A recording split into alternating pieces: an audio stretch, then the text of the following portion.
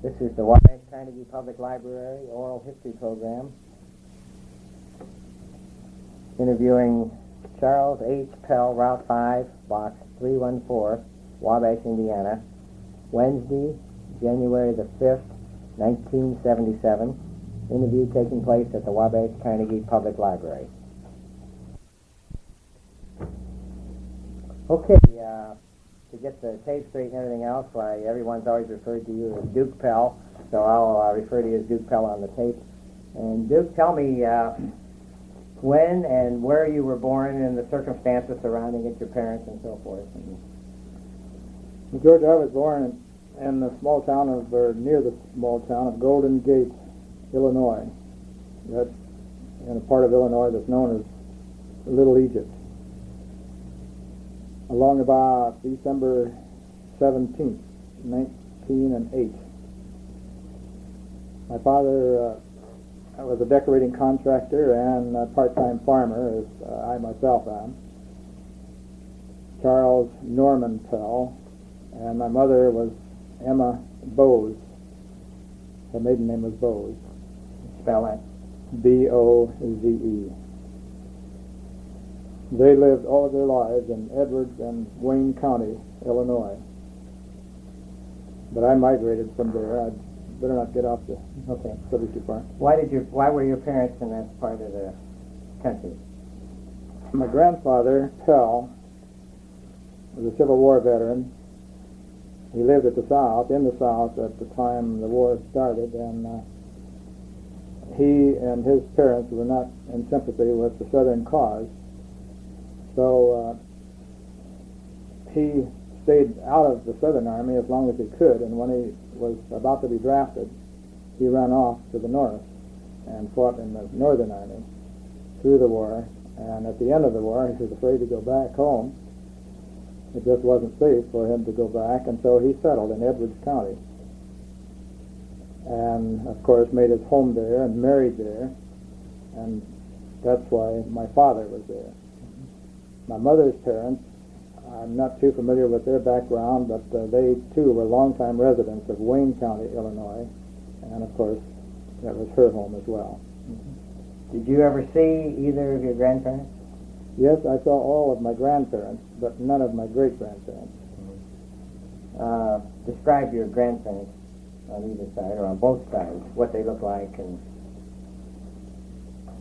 my mother's parents, my grandparents on my mother's side, were of Irish descent, Irish and English as well. And my grandfather Boze was a businessman, retail, in the retail business in the city of Fairfield. My grandmother was very Irish and really she had a wonderful disposition. She was always happy and smiling and singing, and she was, in my opinion, just typically Irish, at least what I think is Irish. On my father's side, my grandfather Pell was a farmer, a total time farmer. He lived on a farm, was born and reared on a farm, and my grandmother as well. My grandmother Pell also was a farm girl. I don't know too much about their background because the fact that we were unable to trace his family after the war. The records had been destroyed. Mm-hmm. He had come from a little town of Clayton, Georgia, and the records there were destroyed. I've tried to trace them myself, and there just are no records, so I'm having a little bit of trouble. We have a continuity, but we don't have too much information about his family. No. Did your parents live to old age? Your grandparents? Yes, they did. My grandparents on my mother's side, I think, were about 87. My grandfather about 87, and my grandmother, I think, close to 90. And on my father's side, of course, my grandfather Pell was wounded in action and died in 1918 as a result of a combination of the flu that occurred at that time and the bullet that he had carried that was never removed. And it's finally the two together. finally got him. He wasn't, I don't remember what his age was. My grandmother lived to 91, I believe. But you saw all four grandparents? Yes, I knew all of my grandparents. Yeah. Now, on your parents, tell me about your mother and father then. Tell me about All right, my mother and father, how they met or whatever stories, family stories. I'm not familiar with their meeting. I don't know how it happened. I was the third in a family of 6, and I think by the time I came along, they were tired of telling about their romances, and so I'm not too familiar with it. But my mother's family was a rather prominent family in the town of Fairfield, and my father, of course, was a farm boy. I'm not at all familiar with how they met, but they lived for a while when I was very young in the town of Golden Gate, and my father was he had a stable of horses. I don't know what they call that anymore. Do you remember? Livery stable, maybe? Livery stable, yes. All right. He had a livery stable, and he served more or less in the sense of that a taxi cab driver would anymore. He took salesmen that would come to town. He'd take them to see their customers and perhaps take them to other towns because the trains ran only once or twice a day. And then he was a farmer, and later on he was a decorating contractor, and he spent most of his life in the contracting business. What age range did the children, you speak of being your place in the family, what range of ages of your brothers and sisters? You were third, right? Yes, I was third. I don't quite understand what you mean, George, but there were some older. How many years older and how many years younger? All right, I had an older brother that was 5 years older than the sister that was 2 years older, and then there were 3 after me that were fairly close together. Mm-hmm. My younger brother is 9 years younger than I am, and I had 2 sisters between us. What age did your parents live to? My mother died quite young. She was 49 when she died.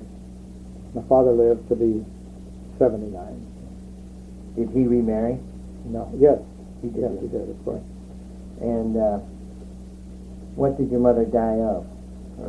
She had cancer. Cancer. And your father?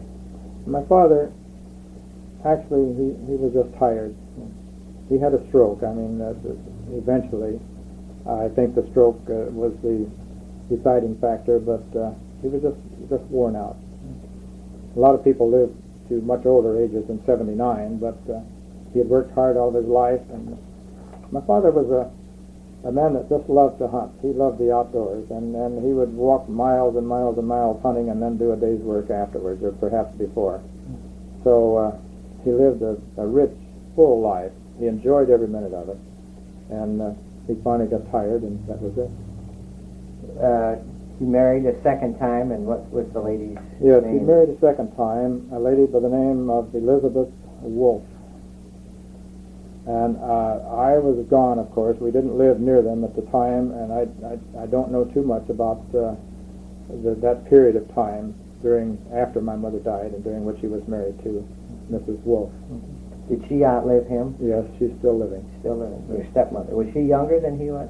No, yes, of course she was younger, but not very much.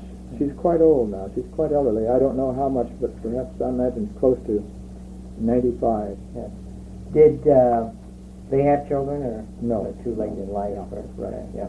Okay. Now tell me, were there any family stories that came down of grandpa's or great grandpa's war experiences or Indian experiences or anything that would be more or less family stories that might be interesting, as if you were telling this to your great grandchildren someday? Well, I think of a couple that were quite interesting. They tell the story about my grandmother Pell. Her name was Naylor, and her family lived along the road between Grayville and Albion, Illinois. And she was out in the yard playing one day when she was quite young. I would guess maybe 10, 11, 12. And a wagon came by with a whole family with their furniture, their dog trotting along behind, and one of the boys walking along beside the wagon. And she ran back in the house, and she told her mother, "There goes my future husband." And it just so happened that it turned out just that way. This new family was my grandfather Pell's family. He was just a boy. They settled in this town of Albion, Illinois, in Edwards County, and they became quite friendly with the Naylor family, and of course my grandmother and my grandfather eventually got together and were finally married. So she was right. Was there any other stories? Another one that I remember quite well is the story about the time when my grandfather tried to get away from the Southern soldiers when they were trying to draft him into the Southern Army. He and 3 or 4 other boys his age, and they were quite young at the time, I think perhaps not more than 16 or 17. They were hiding out in what they call the cane breaks in the South, in Georgia. And the soldiers had been after them a number of times, and they were always successful in avoiding capture. But finally, the Southern Army sent a whole regiment after them with bloodhounds and also a bulldog. The bloodhounds normally if they caught up with what they were chasing, they would bark at it, they would bay, but they wouldn't take a hold of it.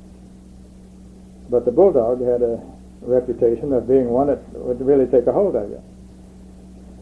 So they were hiding out in the cane breaks, and here came the soldiers with the dogs, and they had run through this heavy brush as far as they could. They were just winded and worn out, and the dogs got close, and so they decided that they would just climb trees and try to hide. But there was a little Dutchman with them, a little fellow from of Dutch descent that was short-legged, heavy.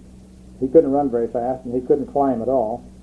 And so the dogs caught up with him, and here's the Dutchman on the ground, the rest of them up the trees. Well, the Dutchman said he wasn't just about to have the seat of his pants torn out by a bunch of Southern dogs, and he picked up the first club he could get a hold of, and when the dogs came, he whacked them over the head, and he killed all of the dogs. And by that time, however, the soldiers had caught up with him. And the little Dutchman, he'd gone a little further and hidden in the brush. He couldn't climb, and with the fellows up in the trees, they could hear the soldiers talking, and the soldiers said, "Just look, they killed all the dogs. They even killed the old bull, the bulldog. There must be a whole bunch of them. We better get out of here. They'll kill us." And so the soldiers turned around and went back.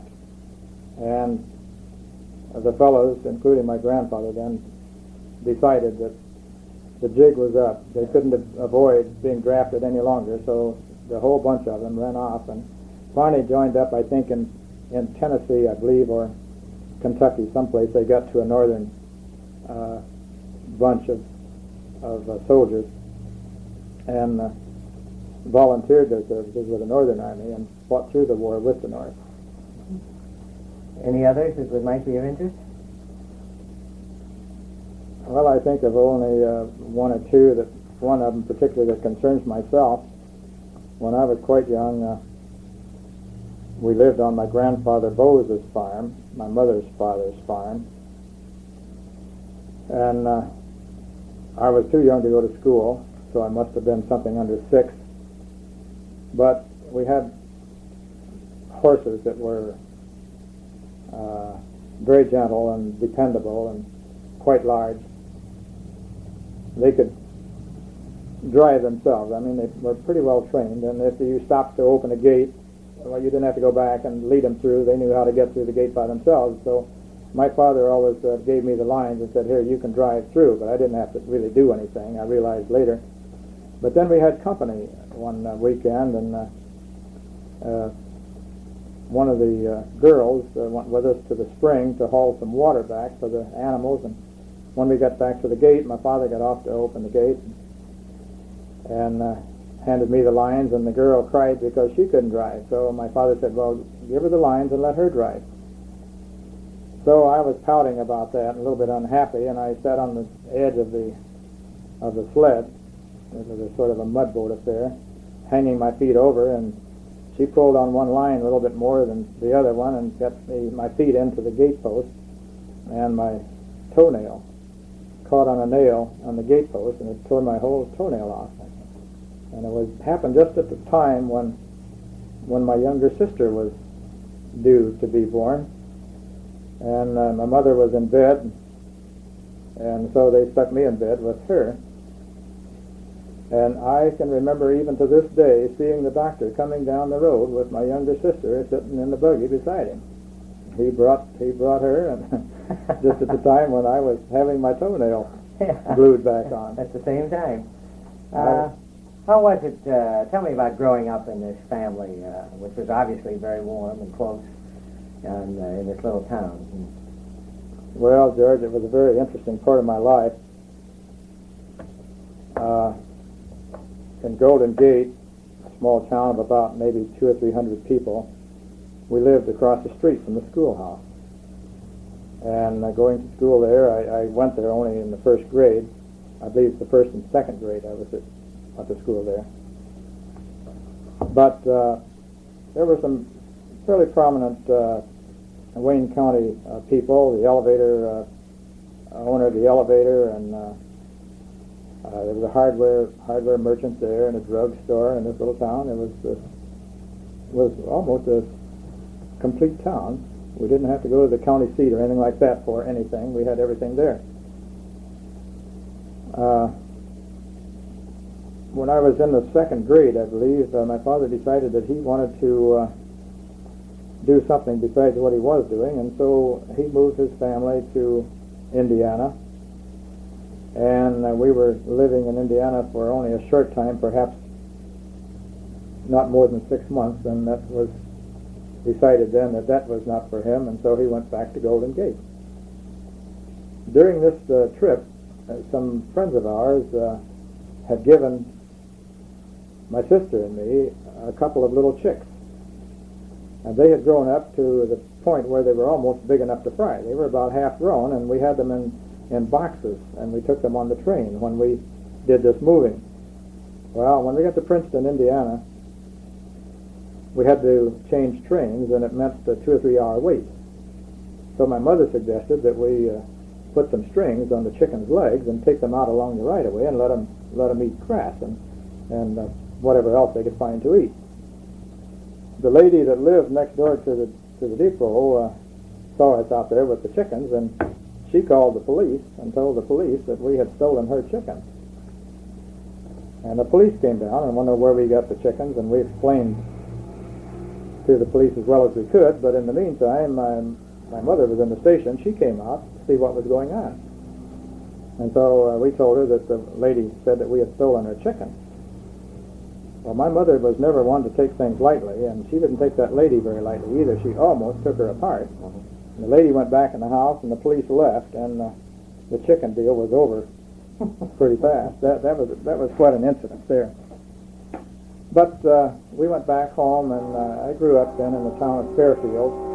Went to school in Fairfield, graduated from high school in Fairfield, and worked with my father in the decorating business. He had a paintbrush in my hand when I was barely big enough to hold it, and so I learned the hard way how to do a lot of decorating jobs that I wouldn't otherwise have known. But once I was through college, well, I didn't have time to go back to decorating, so I got away from it. But my father followed that just about all of his life.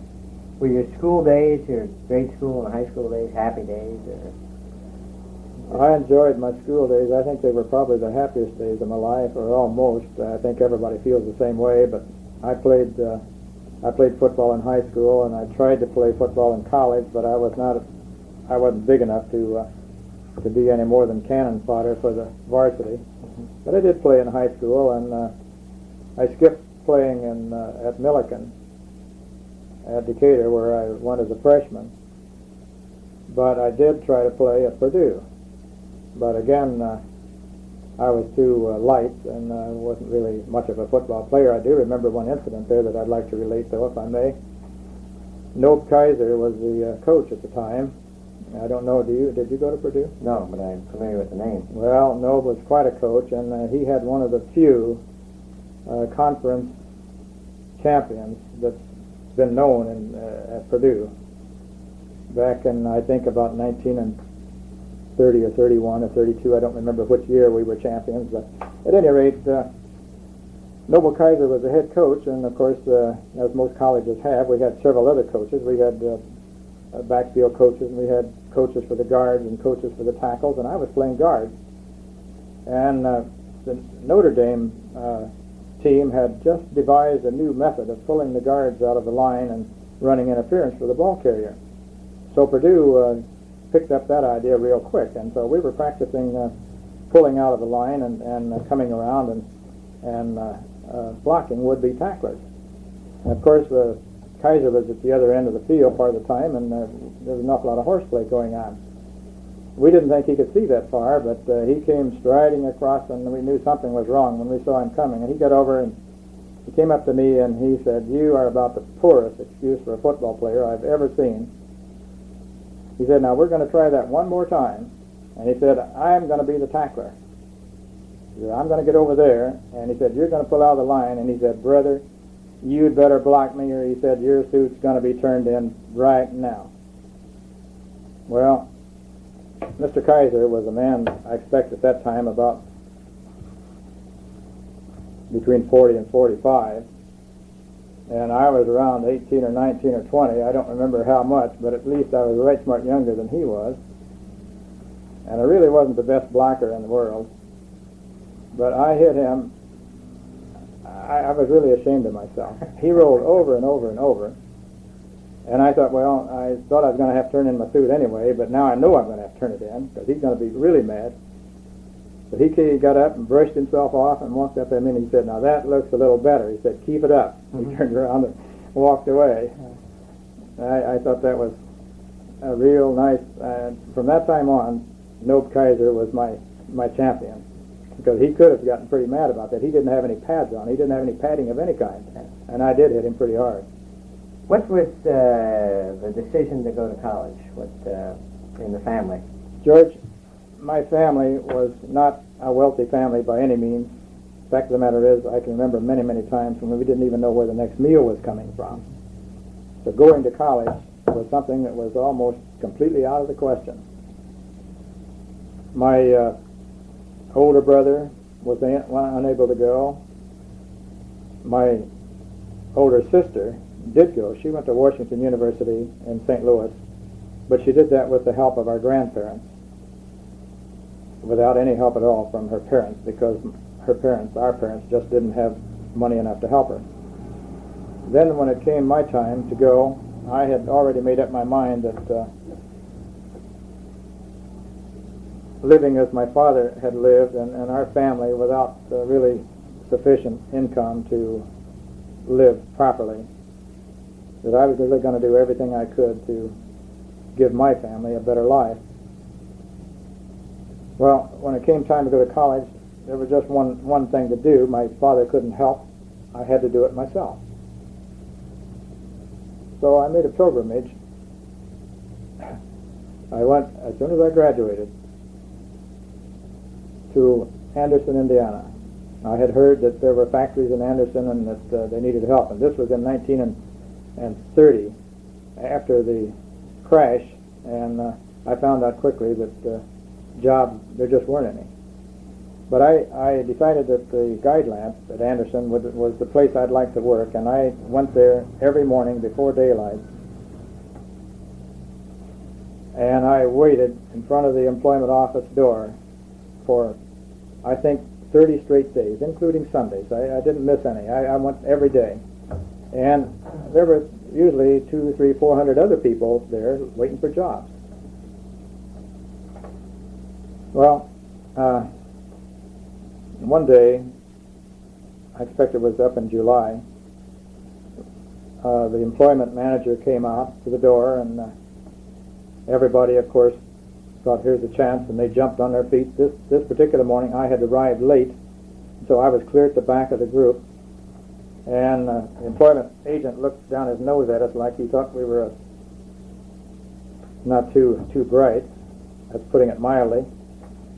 Stood there for a while, and finally he said, I want 2 men to shovel coal. Well, I couldn't get up to the door very quick because of all the bodies in front of me, and so I yelled at him, and I said, "I'll shovel coal." And then I elbowed my way through the bunch, and when I got up to him, thinking that the jobs would already be gone, I was the only one there. Nobody else cared about shoveling coal. So he said, "You wait inside and till I get another man." So I went inside, and he brought another man in after trying for a long time to find someone. And he took the other guy into his office, and pretty soon I saw someone come and get the other guy and take him back in the plant, and here I am still sitting in the lobby way. So I thought, well, gee, I'm not going to get a job after all. But soon he came out and asked me to come into his office. And he asked me to sit down by his desk. He asked me several questions about my education, what my ambitions were, what I was there for, why I was so anxious to shovel coal, and I told him I wanted to go to college and I had no money and I had to have a job.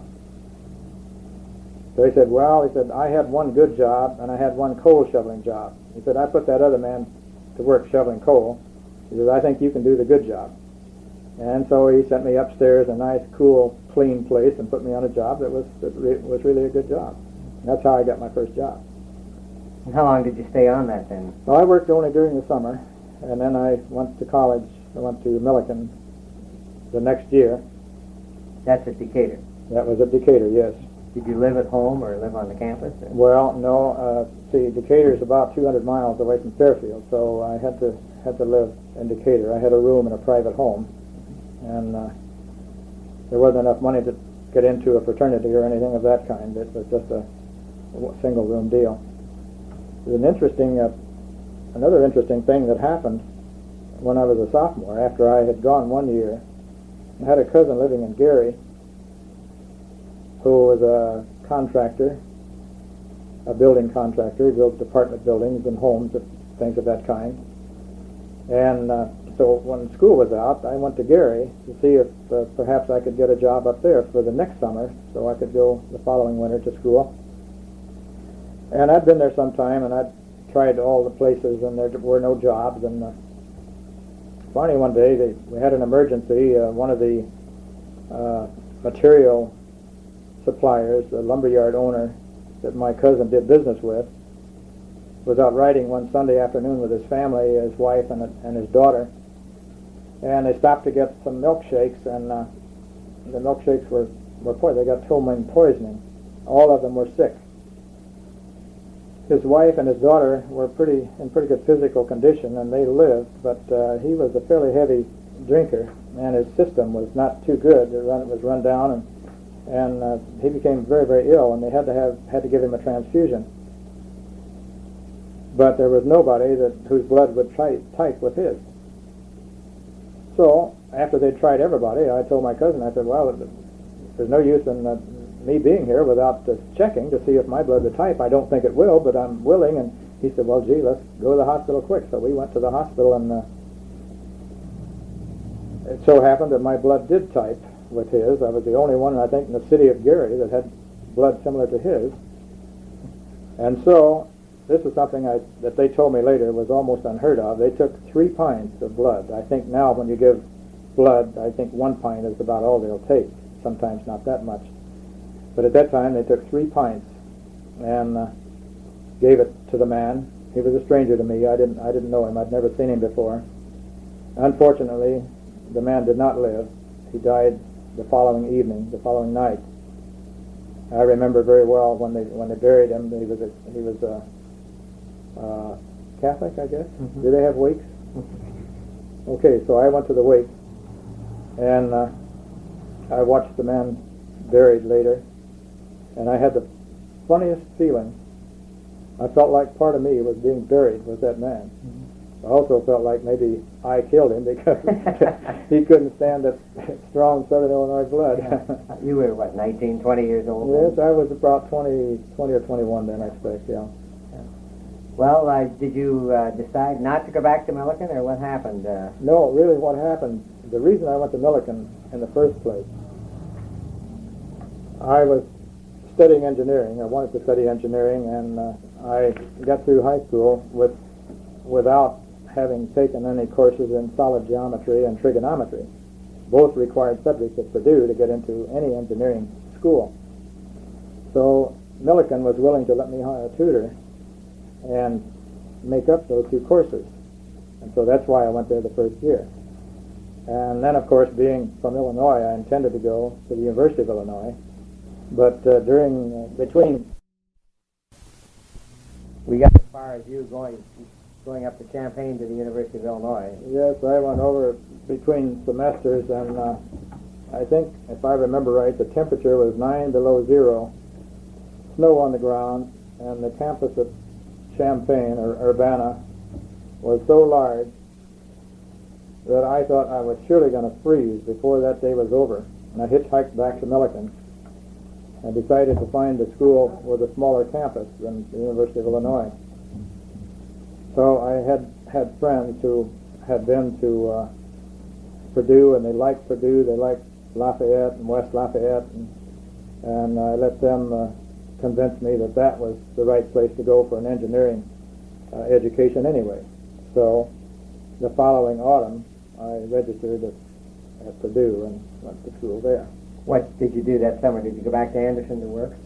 No, let me finish the story I wanted to tell about this Gary thing. Mm-hmm. The son-in-law of the man, the lumberyard man who had died, insisted on paying me for helping, and I told him that it was just out of the question. That was foolish. I wanted nothing. I absolutely wanted nothing. If I could help his father-in-law, I wanted to, but it hadn't worked.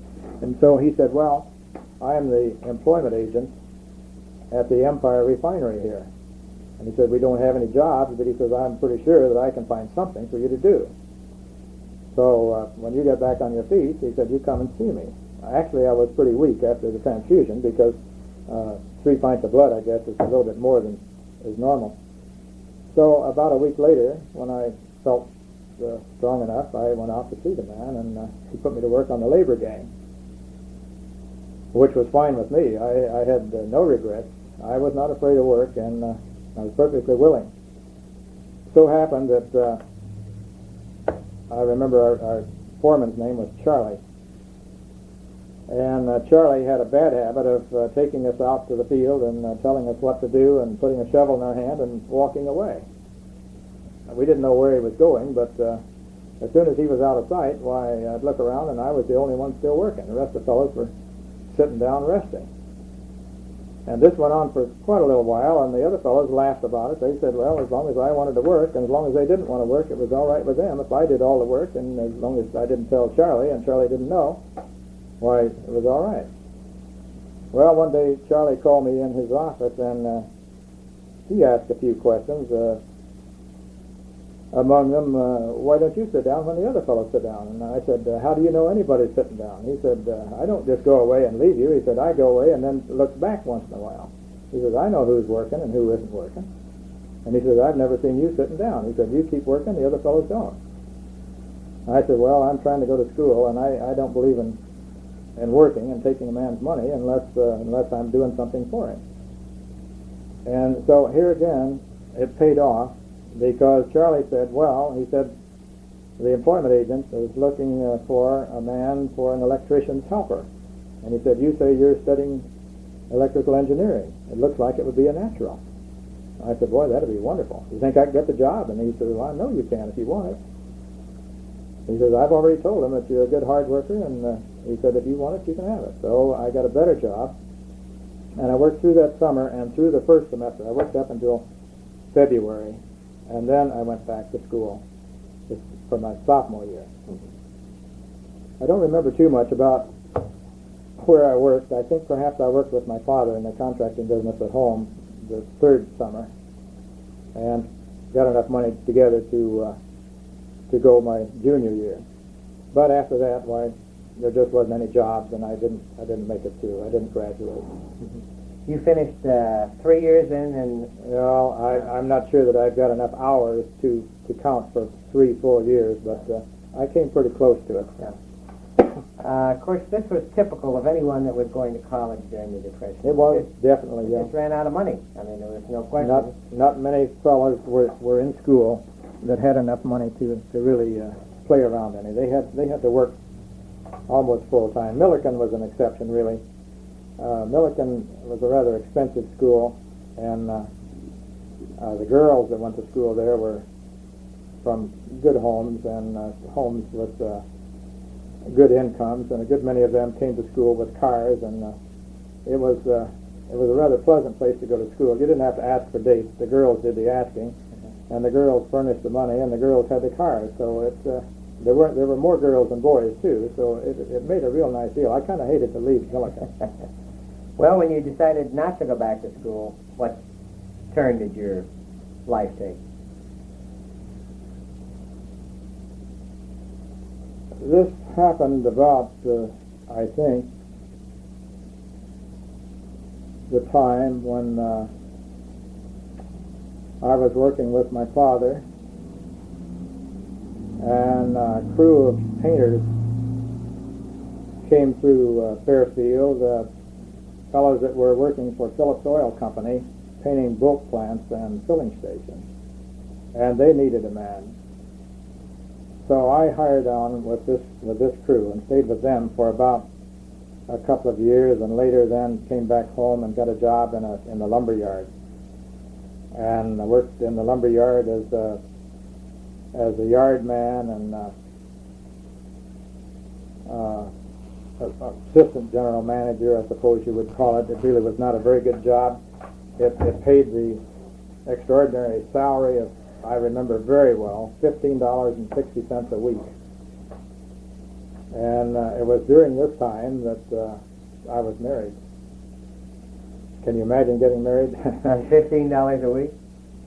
You hadn't set your life's career or goals or anything as yet? Well, I knew what I wanted to do, but at the time it didn't look like it was possible to do it.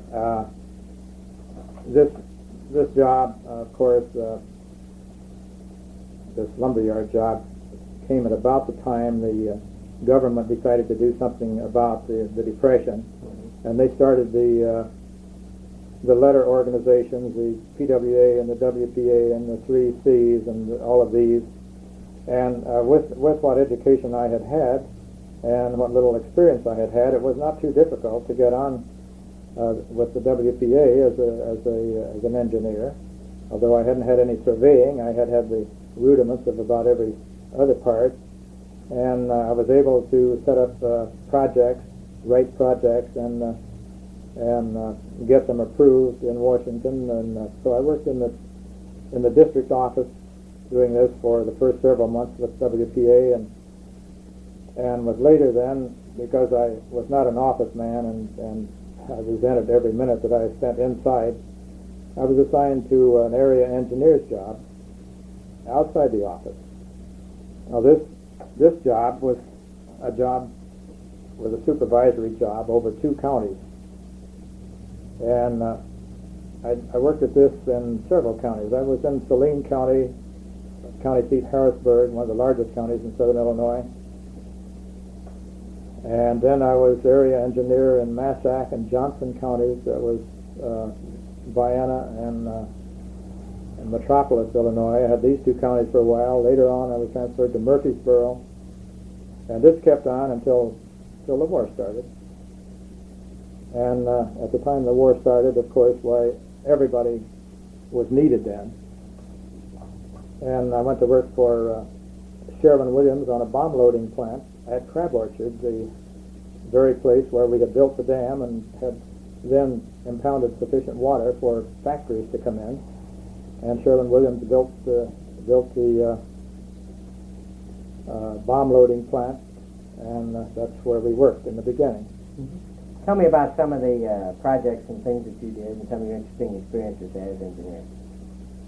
Was it WPA? Yes, it was WPA, and it was a most interesting thing. It was educational. I learned an awful lot.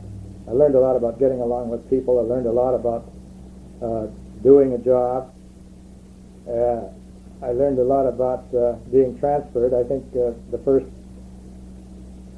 11 years of our married life, I was transferred 13 times Actually, that's right. We lived in about 13 different places all over southern Illinois.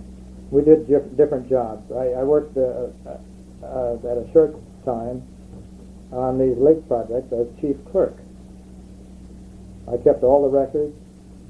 I did a lot of the design work, although that was really not part of a chief clerk's job, but having engineers that knew just what they were doing was something we didn't have. So that was a very interesting thing. A few little incidents that happened. I remember one time one of the fellows came in when the superintendent was gone. He was clear away, and I was in charge of the whole thing. When the foreman came in, he says, "We've got a bulldozer stuck up. What do I do?" And I said, "Well, you've been out there long enough to know how to get a bulldozer out, surely." And he said, "Well, normally, yes." But he said, "This bulldozer, we can't see it anymore." And I said, "What do you mean you can't see it?" And he said, "Well, it's gone out of sight." And I said, "Well, is there any way you can get a chain on it or a cable on it?" And he said, "Yeah." He said, we can hook onto it, but he said it's going to be hard to pull it out." So I said, "Well, go ahead and get it out if you can, and let me know how you come out." So he came back about an hour later, and I said, "What's the matter now?" And he said, "We got two bulldozers stuck up." And I said, "Don't tell me they're both out of sight." And he said, "Almost." So we only had 4 bulldozers on the job, and to make a long story short, they stuck all 4 of them up. And they were sinking. I mean, they were in quicksand. And so we had one drag line on the job, and we pulled the drag line down. And I went down myself to be sure the drag line didn't get far enough in to get stuck up, and extended the cable from the drag line just as far as we could. And we drug the first tractor out, and then by using longer cables, we were able to use the tractor and the drag line to finally pull the other tractors out. But it was quite an incident. Another very interesting thing that happened on that job, I'm quite a fisherman. I've always liked to fish, and that was no exception. And we had finished crab orchards, and we were working on Little Grassy and Devil's Kitchen dams at the time. And Crab Orchard Lake had filled up and had been stocked as soon as it had enough water in it, so we had bass in there pretty thick, and about maybe a pound and a half. So each evening when I came home from work, my wife would have dinner on the table, but I'd say, "Look, I just don't have time. If I'm going to get any fishing in, I've got to go before dark. And so you keep it in the oven. I'll be back after a while." And this went on for quite a while, and I could see each day that our relationship was deteriorating. And finally, it almost came to the point of us just not getting along too well. So I decided that I was going to have to either teach her how to fish or give it up myself. So one afternoon, I took my wife and my little girl, she was about maybe 2 at the time, and a long rope down to the lake with our fishing tackle, and we tied the baby up to a tree so she couldn't wander off and get into the water.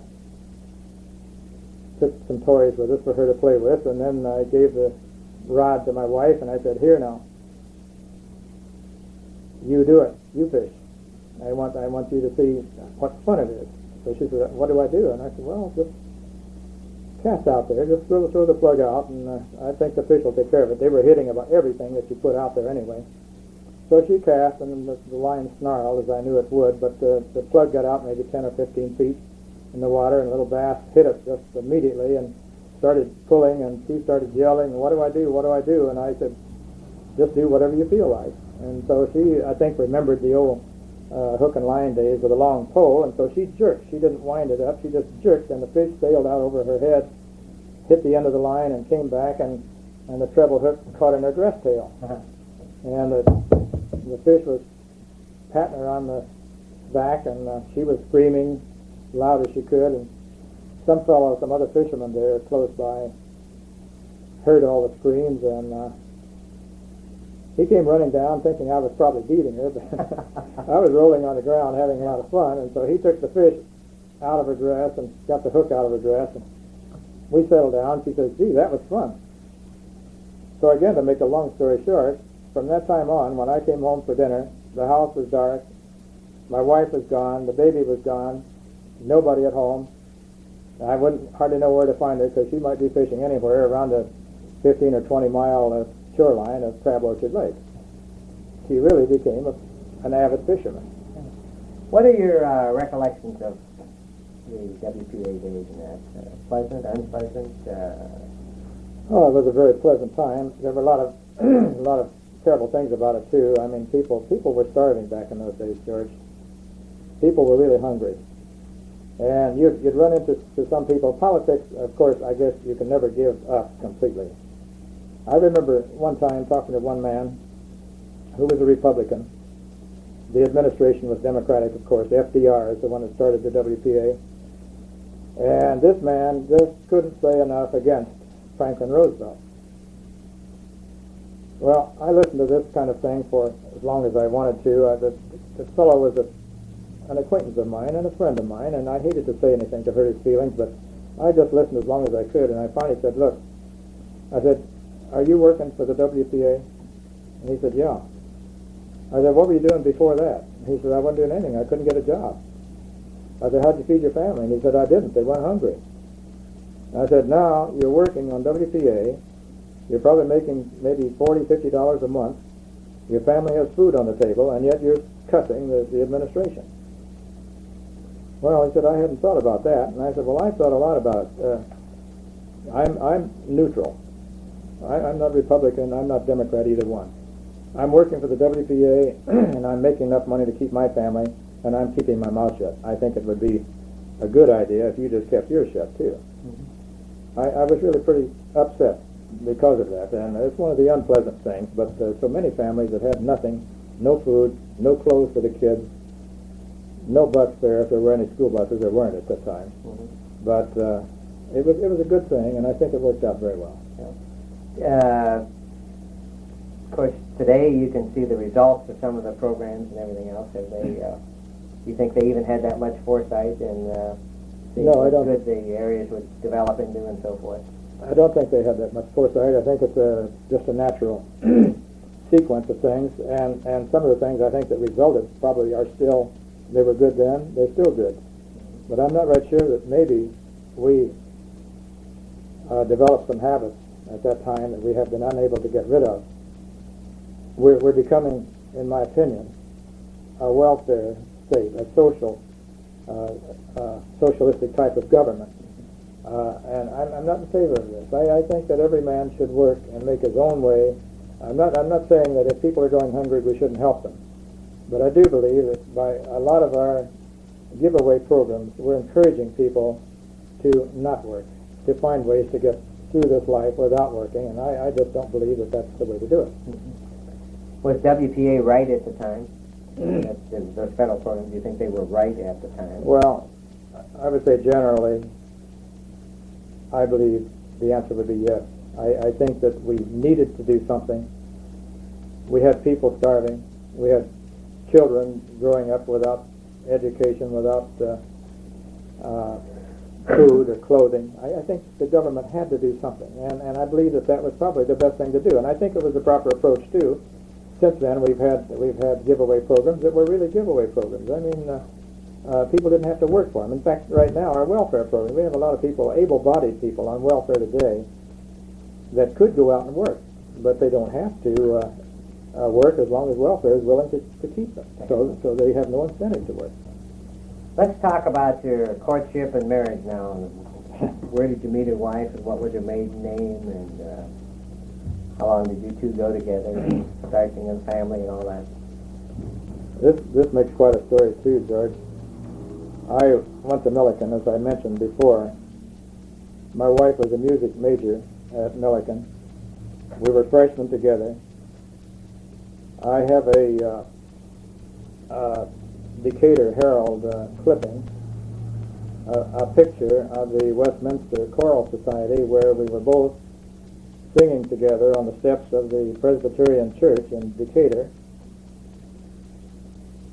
And she was on this step, and I was on just a step below her and right in front of her, and yet I didn't know her. I hadn't met her. The choral club was quite large, and there were a lot of students in the club that I didn't know, and she was one of them. But later, she got a job teaching in my hometown in Fairfield.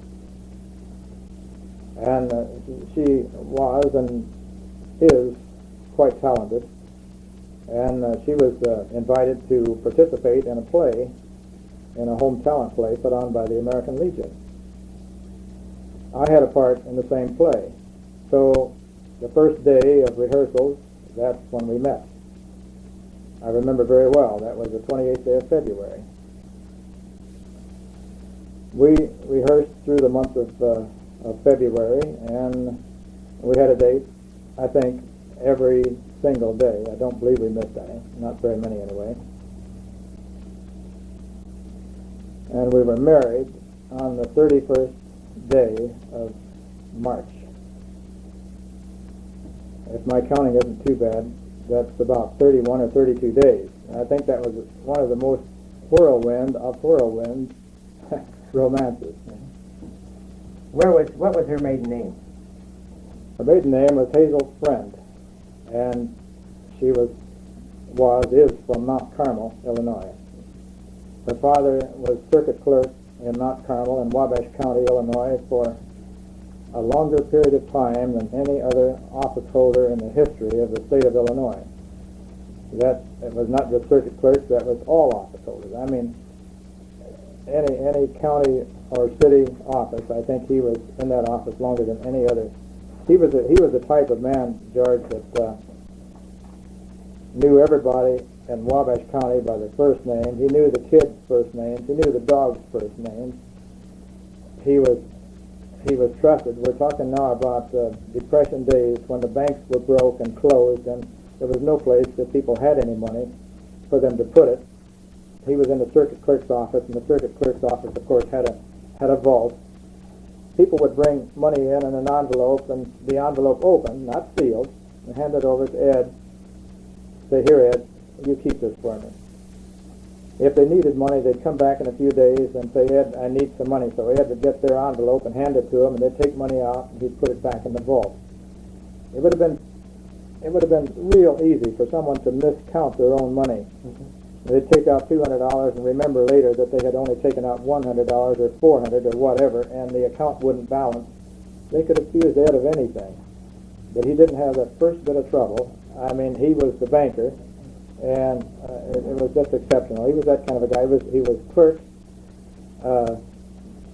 secretary, and treasurer of his church, probably for 35 or 40 years, just a long, long time. He was just a wonderful sort of a guy. How about this whirlwind courtship from February 28th to March 31st? To March 31st, right. Did you obviously went down and met her parents, your future in-laws? And Yes, actually, I had met her parents. She insisted that we go over to Mount Carmel from Fairfield, a distance of about 35 miles, and actually we had been over there perhaps during that month as many as 2 or 3 weekends, so that I had become acquainted with her parents and the family. She had 3 brothers and 1 sister. There were 5 in the family, and they were nice, solid people. I liked them, and apparently they didn't dislike me too much. But I don't think they had any idea that they were going to lose their daughter quite as fast as they did lose her. But at the time, another little interesting thing, at the time she was teaching in Fairfield, the school board had a regulation that required all teachers to be single. I mean, all female teachers to be single. She was not allowed to marry, and if she had been married, they wouldn't have hired her. So we could have waited until June or July when school's out, but we decided that we didn't want to wait. So there was no way we could have a public wedding. So after rehearsal of a cantata that she was giving at the Methodist Church one Friday night, we decided we would go down to Paducah, Kentucky, and be married there the next morning. And we figured on having to drive all night to get to Paducah. So it turned out that Paducah wasn't all that far, and we got down there about midnight. So then we were faced with the proposition of either sitting in the car all night or keeping on driving, or we didn't know what to do. So we had a conference of war and decided that the best thing to do is just keep on driving. So about 9 o'clock the next morning, we were down in Jackson, Tennessee.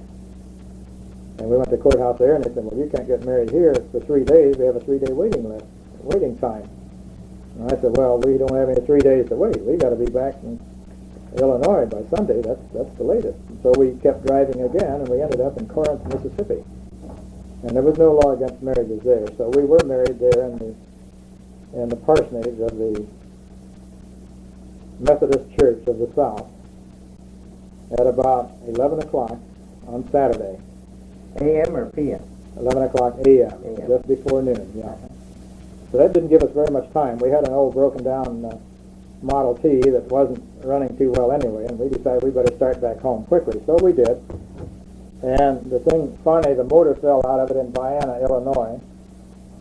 I mean, literally it did. The motor supports broke, and the motor was just about ready to go. And on Sunday morning, we found a man at home that agreed to come down to his garage and wire the thing up for us to get us back home.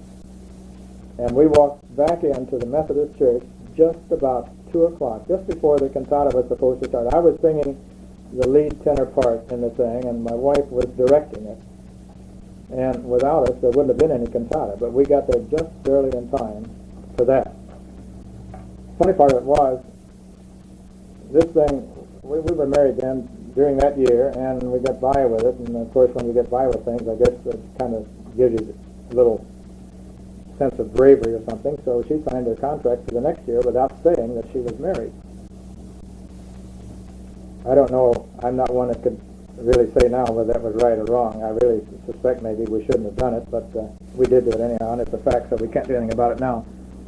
But at any rate, nobody knew about this thing for another, perhaps almost a year. I expect we were married close to a year and a half before anyone knew. And then, the way it happened, a girlfriend of a girl in Fairfield who lived in Corinth, Mississippi, had cut the clipping out of the paper and intended to send it to Fairfield, but she put it in her purse and it got lost. And a year and a half later, when she cleaned out her purse, she found this clipping. So she sent it then. She mailed it to the girl in Fairfield. And the girl in Fairfield, of course, knew right away who it was, and so that's how the news came out. Were your parents informed that you were married? Yes, both parents? Yes, both parents knew, yeah. They both. What year was that? It was in 1934. 34. Where did you live then? Well, she was staying in a room. She had a room with a nice family in Fairfield, and she continued with her room. And I continued living at home. And you were operating the lumberyard, as I remember, at that time? Yes, yes. I was working in the lumberyard, and she was teaching. Yeah. Of course, jobs were hard to find, and you wanted to hang on. Jobs were just, if you ever got a job, brother, you better hang on to it, because they were really hard to come by. Yeah. So then you finally, after she had gone through the following year of school and finally came to light, why you decided to do what? Oh, let's see, what did we do? Well, this was at the time, in 1935, I believe, was about the beginning of the WPA. Mm-hmm. And from the $15.60 job in the lumberyard, we went to the job with the WPA at about, I think, about $60 a month, if I remember right. Mm-hmm. And she quit teaching. And she quit teaching, and we moved then to the central office of the WPA, which is in Benton, Illinois. Later, about 3 months later, the office was moved to Harrisburg, and then we were able to have an apartment and live like people should live. But before that, we hadn't. But by that time too, our first daughter was on the way, and she was born in 1936, I think. And it was shortly after that then that we were able to go fishing. The fishing story got a little ahead of itself, but that's when we were doing the fishing, when my wife learned how to fish. Yeah. What were your parents doing during this period? Your mother had died by this time? No, not yet. My mother had cancer at this time, mm-hmm. and she was quite ill, but she lingered on quite a long time. They didn't. Cancer was fairly new at the time, if I remember right. It was something that not too many people knew about. I guess there was lots of it, but they didn't know what it was. But she was still living, and she did die just about 30 days, about a month before our first baby was born. And I remember very well my mother saying over and over, I just wish I could live long enough to see the baby. But she didn't make it. How was your father supporting himself Well, with these painting jobs? He was doing odd jobs, not odd jobs, decorating jobs, but so few that I mean He was struggling too. he was really struggling, very definitely, but not enough so that he ever had to work on any of the government jobs. He was able to keep going himself. We're on automatic record level testing 1, 2, 3 for Wabash Public Library. This is part 3 of interview with Duke Pell, side 3. We were talking about the... Can you shut it off? Yeah. We were finished with that too. Yeah, we were talking about the... Were there any of the younger children at home, or had they all left these Depression years? Yes, no, my younger brothers and sisters were still at home and still going to school. And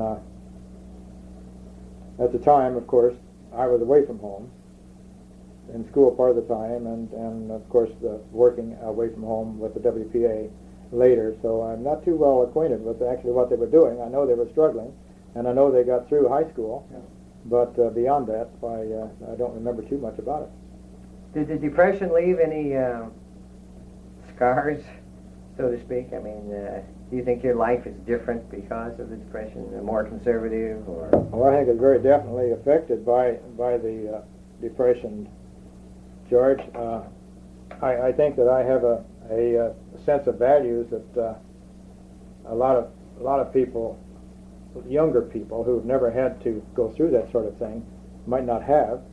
I think I learned that something that I mentioned a while ago, that if a man is working and he's taking money for his work, I think he should definitely put out enough work to justify the payment. It seems now to me, and I'm getting a little bit into politics here, perhaps not politics, but something similar. It seems to me that in this day and age, the labor unions are constantly trying to do less and get more. And in my opinion, that just can't be done. I mean, it can't be done on a permanent basis. It can be done a little while. But sooner or later, it's going to catch up with us, not just with each of us individually. It's going to catch up with us as a nation.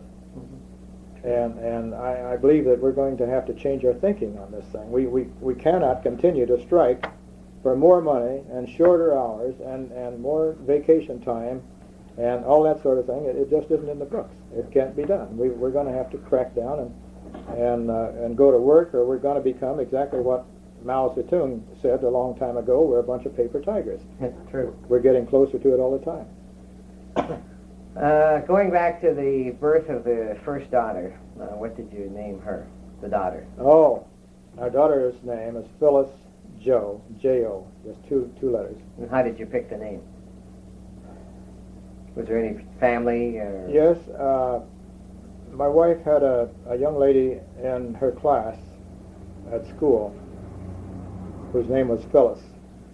A girl that, when she was teaching school, after she came to Fairfield. The girl's name was Phyllis Kello, and she was a beautiful girl and a sweet girl. So my wife wanted to name her Jo, and we had already decided, Phyllis, and we'd already decided that if it turned out to be a boy, its name would be Joseph, after my wife's brother. And so, being a girl, why, it still got Phyllis Jo. How long after the birth of the first one did the second one come along? Well, our second daughter was born about 5 years later. In the same place? In the same place. We lived in Harrisburg when the first baby was born, and she was born in the Harrisburg hospital. Our doctor's name was Bill, and he was a friend of ours, in addition to being our doctor, and we thought a lot of him, and we had a lot of confidence in him. So, of course, naturally, the first baby was born there. We had moved a number of times before the second baby was born, and we were living then on the lake, as I told you a while ago. when the baby was due, and we had decided that we needed to be very, very careful about the car to be sure that it was in running order, so because we had 40 or 50 miles to drive to the hospital. I had a bad habit of leaving the radio on, and at that time they hadn't learned how to wire the radio through the switch, and occasionally I'd run the battery down, so I was being very careful to always be sure that the radio was turned on. So one night, about 1 or 2 o'clock, Hazel punched me and she says, "I think the time has come." So I said, "Well, I better go out and see about the car right away." She said, "Well, there's no hurry. I think there's plenty of time." So I ran out, hit the switch, and nothing happened. I had left the radio on. The one night of all that I shouldn't have. So I ran all the way down to the neighbors about a quarter of a mile away and got them out of bed. And he came out and started his car and came down to my house, and we put a chain on it and we pulled it and started it, as you know very well yourself how to do. And so we arrived at the hospital in plenty of time, and everything worked out. But while I was becoming a nervous wreck, my wife was just as calm as she could be. She didn't get very excited, but believe me, I was fit to be tied by the time we got to the hospital. What'd you name the second one then? My second daughter's name, Susan Beth, B-E-T-H, Susan Beth. Now, how did you pick those names? Well, I had more to do with this one. By this time, we knew who was boss in the family. Well, I'm being a little ridiculous on that. We really didn't yet know who was boss. I thought I was, and she thought she was. But at any rate, we had a girl in the office that was a real sweet girl. That was at Sherwin-Williams, as I told you, when we worked on this bomb loading plant, whose name was Susan. And I wanted to name the baby Susan after her. Hazel wanted to name her something else. I don't know what. I've forgotten now, but at any rate, I won out in this case, and so she became Susan. Where she got the Beth, I don't have any idea. I have a sister whose name is Margaret Beth Elizabeth, Margaret Elizabeth, and perhaps maybe there, but I don't remember. Was there anything unusual about the children growing up, or just normal childhood? One rather interesting incident regarding this second daughter, when she was ready to come home from the hospital. I had gotten acquainted with a man by the name of Arthur Skinner, who lived in St. Louis, Missouri, and he had his own airplane, and he liked to fly. But although he was a real nice guy and a very good friend, he should never have been an aviator. He wasn't made up that way. He just wasn't cut out to be an aviator. I think he had more crashes than anybody else that I've ever heard of. But it so happened I was just ready to leave the house to go to the hospital to drive to Harrisburg to get Hazel and the baby when a knock came on the door, and here was Mr. Skinner. He had flown down from St. Louis to Marion, parked his plane, got a cab, and drove over to our house. And he said, "Well," he said, "you're going to the hospital to get the baby. We'll fly over." And I said, "No, we won't fly over." But he said, "Yes, we'll fly over." And I couldn't talk him out of it. So we went back to the airport against my better judgment. And he didn't have any starter on the plane. You had to crank it. Fortunately, we got back to the airport while the motor was still hot, and it wouldn't start. And that's all that kept us from flying to Harrisburg. And I know darn well, if we had flown over to Harrisburg to pick up Hazel and the baby, she would have walked home instead. But that was a very interesting thing. Yeah.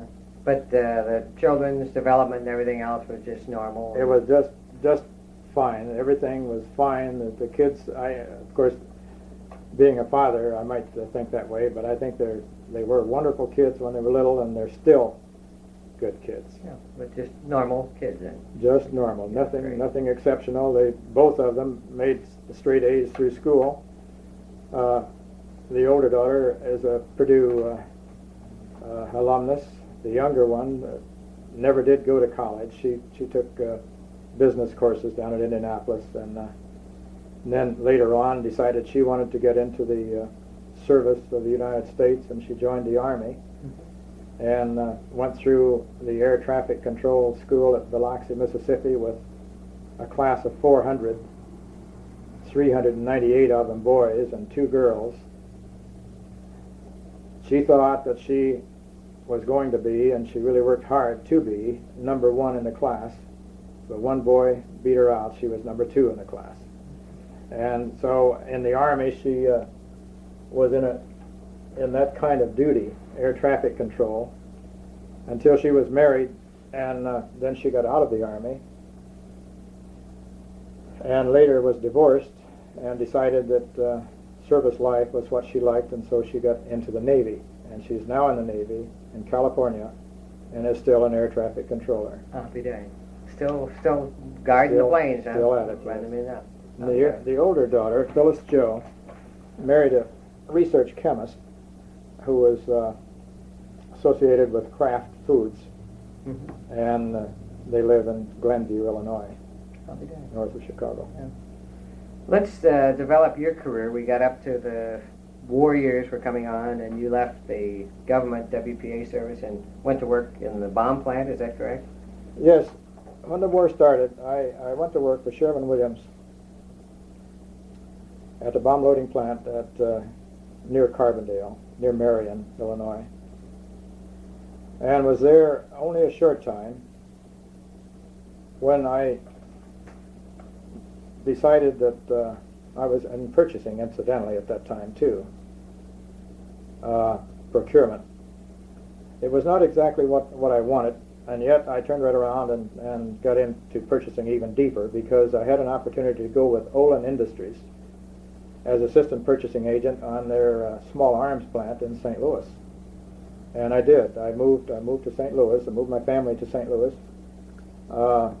What year would this have been? 41, 42? This would have been, I expect, George, about 1942. Yeah. And I stayed with Olin, which was better known at that time as Western Cartridge Company. They owned at that time Winchester Repeating Arms Company, but that was about the size of the company. They had the 2 companies, and they had another company that was inactive at the time the war started that they called United States Cartridge Company. They had merged United States Cartridge Company into Western Cartridge, and then had deactivated and given up the name. Then they got a contract with the Ordnance Department to operate the small arms plant in St. Louis, and they reactivated the name United States Cartridge Company. And I was working with that in Chicago. So I went to St. Louis and associated myself with the United States Cartridge Company, owned by Western Cartridge Company, later to become Olin Matheson Chemical Corporation, and still later the Matheson was dropped and it became Olin Industries. This plant produced only small arms ammunition, 30 and 50 caliber machine gun ammunition and handgun ammunition for the services, not for private use, but for the services. We later developed another shell in this plant, a cartridge that was known as a 60 caliber cartridge, and it was developed for the purpose of enabling our airmen to start firing at an enemy plane before the plane got close enough to fire at them. And it worked very well. We were shooting down German and Jap planes before they got close enough to even open fire on our planes. It didn't last too long, because when they saw what was going on, they also did the same thing. But we stayed in St. Louis. We lived in University City, and later moved to an unincorporated subdivision known as Crestwood. In Crestwood, I became interested in community affairs. The city of Webster Groves was on one side of us, the city of Kirkwood, Missouri on the other side, and Webster was ambitious. They could see a very juicy plum in our little subdivision. We had streets, we had sewers, we had lights, we had about everything but police protection, so they could reach out and annex our little community and increase their assessed valuation considerably without very much expense on their part. So they initiated a move to incorporate us into the city of Webster Groves. We saw it coming, and so two other neighbors, two other people in the community, and I got together and out of our own pockets hired a lawyer to draw up papers to incorporate ourselves as a fourth-class city. But at the last minute we found, even counting the dogs, we didn't have enough people to become a fourth-class city, so we did succeed in incorporating as a village. We filed our petition for incorporation about 4 o'clock one afternoon, and the next morning, standing at the door, waiting to file their annexation petition, was the city of Webster. We beat them only by that small amount, and the decision was based on that. There was merits and demerits in both cases, but the judges decided that because we filed first, our petition was granted. So I was assigned as one of the first trustees of the village of Crestwood. I later became chairman of the board of trustees of the village, and still later I was elected the first mayor of the city of Crestwood, village of Crestwood at the time. Now it is a city. It was written up in one of the St. Louis papers about a few years ago, 6, 7, 8 years ago, as being the fastest growing city in the United States, and at the time had something over 25,000 population. I imagine it may be double that by this time. It has really become a city. At the time, I've been bird hunting and rabbit hunting all over the town now, where it is now. Well, what happened to your business career then? Then, getting back to that, when the war ended, there was no longer a need for a United States cartridge company. The company again was deactivated. Jobs, of course, were fairly plentiful, but there were none in my line. By that time, I had decided that I was a purchasing agent, and that's what I wanted to be and would continue to be. And the parent company had no openings, so I went to work for Kaiser Fraser in Willow Run, Michigan, or Ypsilanti, Michigan, again as purchasing agent. This worked out very well, but Kaiser Fraser didn't appear to be a company that was going to go very far. They had many, many strikes on them. Every other auto manufacturer was against them. They were doing everything they could to keep them from being successful. It looked like they were going to do just what they did do later on, get out of the car business. And feeling insecure in that job, I went to work for Ward LaFrance Truck Company in Elmira, New York.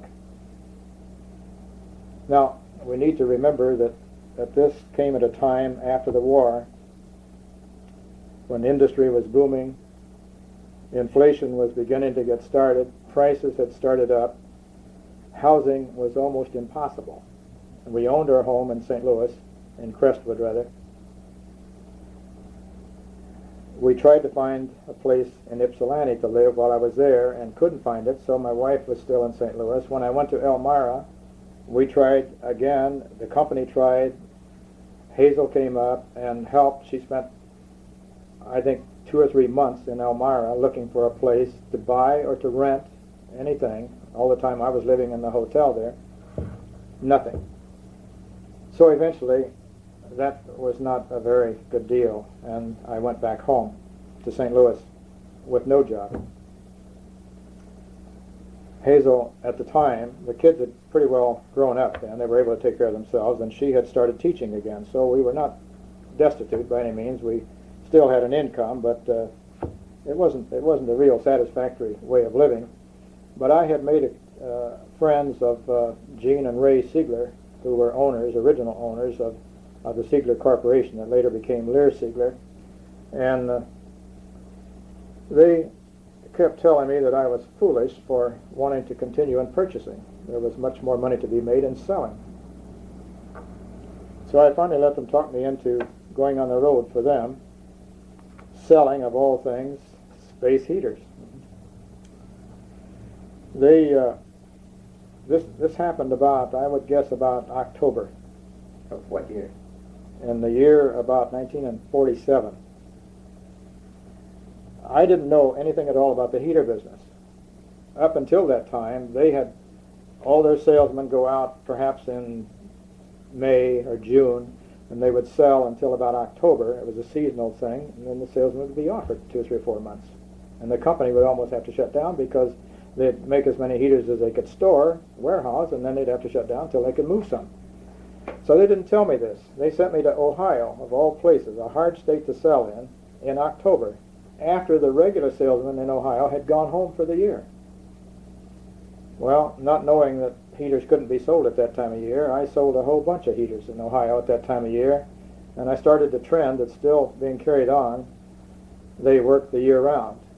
And the salesmen maybe get a week off at Christmas time, and that's all. Otherwise, they're out there beating the bushes all the time. And of course, by a process of dating the invoices and so forth at a later date and giving credit, the dealers can buy heaters early and store them themselves. So the company is able to work the thing the year round. So I stayed with Siegler for about 15 or 16 years.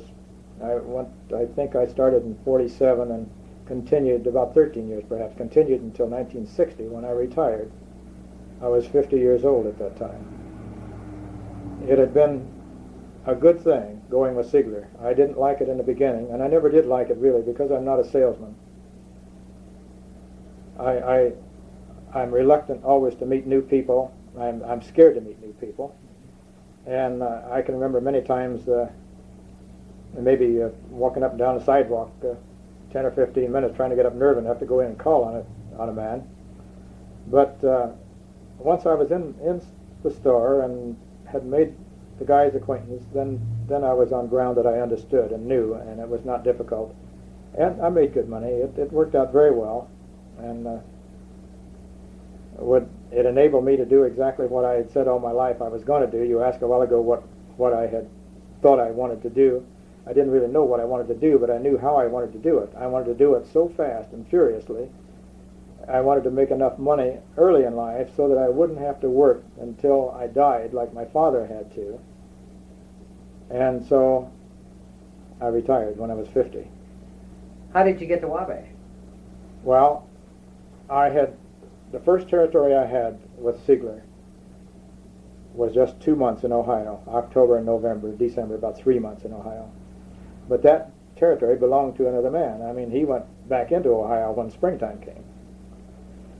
Michigan at the time had no salesman, so they gave me Michigan, the whole state of Michigan. I had everything from Detroit to Duluth, just about, Upper Peninsula and everything.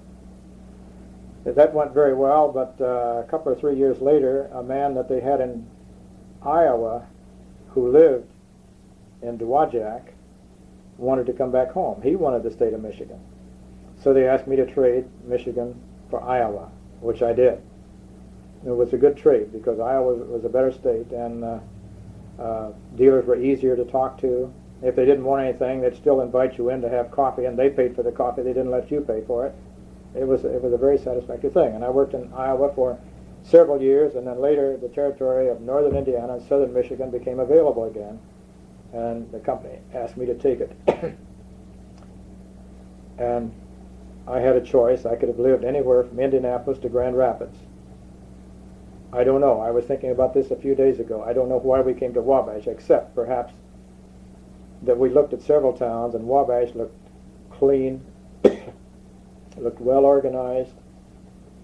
The people we talked to were friendly people, and I think we just finally decided that that was what we wanted. Never having been here or anything prior Through, I called on people here. Yeah. I knew a few people, but no, we never had any other connection. I'll be nice. Well, So when we came to Wabash and decided that this was the place we wanted to live, we had a choice of either living in town or in the country, and we had all the city that we wanted, really, living in St. Louis and in Crestwood. We decided we'd like to be a little bit out of town, and so we bought the farm north of town and lived there for a number of years, and later we bought a second farm and moved to that farm. And although we didn't do any farming, we were close to the soil. We watched our tenants, we worked with them, we played with them, we watched the crops grow, and we liked that. But later on, after I retired in 1960, I found that even watching the crops grow and doing all the fishing I wanted and playing all the golf I wanted to, it still was not a very satisfying life. A strong, healthy person, retired, doing nothing worthwhile, is a very poor person, and I found it out.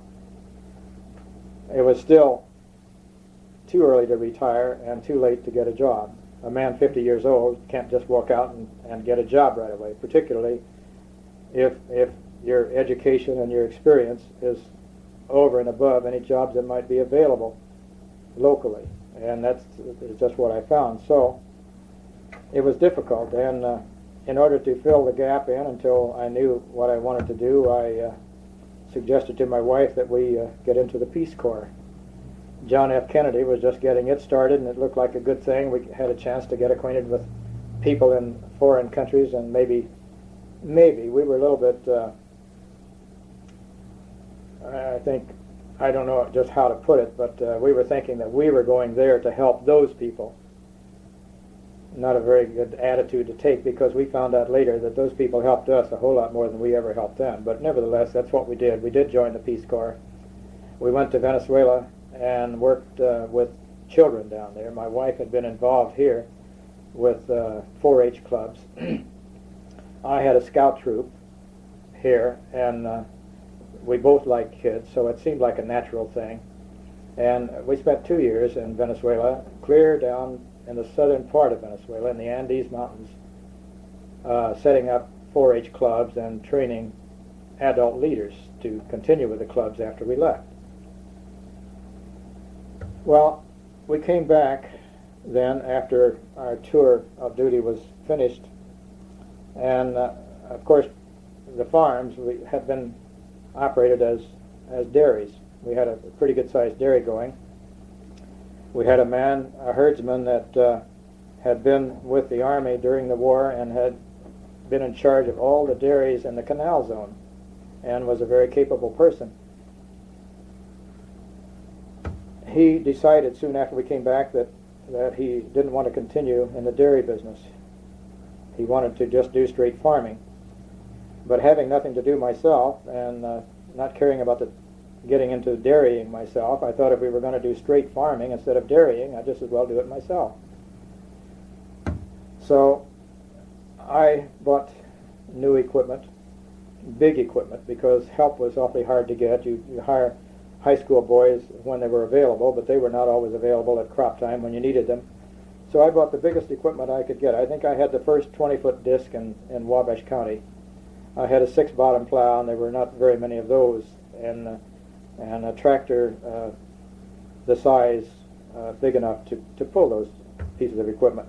And so I was able to do most of my own farming, and I farmed myself then for several years until I reached the point where it was becoming pretty difficult. Everything, for about 10 months of the year it was fine. But for a month in the spring when you were planting and a month in the fall when you were harvesting, those are 24-hour-a-day jobs for a farmer, and I didn't feel quite up to it anymore. So I finally rented the farms and sold the equipment and went back to fishing. Back to where you started, fishing. Back to where I started. Let's go into the Peace Corps experience. Children were raised by this time? Both the girls were raised and had left? Our girls? Yes. Yes, they were both old enough. I think one was married at the time we got into the Peace Corps, and the other one was in the Army, so we had no problem there at home. And our home here, we rented to a young man who was planning to get married, and we went away before he was married and turned the house over to him. It turned out that his romance fell through, and he was not married, and without knowing it, our house sat idle for 2 years. The furnace was turned on, the refrigerator was plugged in, everything was going for 2 full years while we were gone. We came back, and things were still just as we left them. I don't think that could happen anymore, in this day and age. That was 10 or 12 years ago, and vandalism was not a problem. And particularly on the farms, people let things alone that didn't belong to them, so the pipes didn't freeze up, the furnace worked, and the refrigerator was still cold when we came back. Did was this much of a decision on your part and on Hazel's part to make this commitment to the Peace Corps, or did you? Well, actually, I think the decision in this case was mine. I believe from all that I've learned since we came back and during the time we were gone, Hazel would not have done it on her own. I think that she was reluctant, but she realized that I was having trouble adjusting to a life with nothing to do. I mean, nothing valuable to do, nothing worthwhile to do. I had plenty to do. I could work 24 hours a day. There was always something about the farm, fence building and fixing tiles and fixing roofs on the buildings and painting the buildings. I mean, I could have kept busy, but it wasn't work that was contributing anything to humanity. And I felt like I was really wasting my life. And I think she realized that I was having trouble adjusting. And so I think she agreed to this Peace Corps thing to help me. However, she enjoyed it. But her mother was quite elderly at the time, and she hesitated to leave just at that time because South America was a long ways away, and if anything had happened in her family, her father was still living at that time, too. I think you were talking about the decision for the Peace Corps. Well, things worked out just beautifully. We went to a part of Venezuela that was a very beautiful part. It was high in the mountains. It was not far from the equator, where normally you would expect the temperature to be quite unpleasant, but being up in the mountains, it was just perpetual springtime. I think the mean temperature may have been just about 72. It couldn't have been more ideal. And Hazel worked locally. We lived in the town of San Cristobal. She worked in a little town of Cordero, about maybe 6, 7, 8 miles away.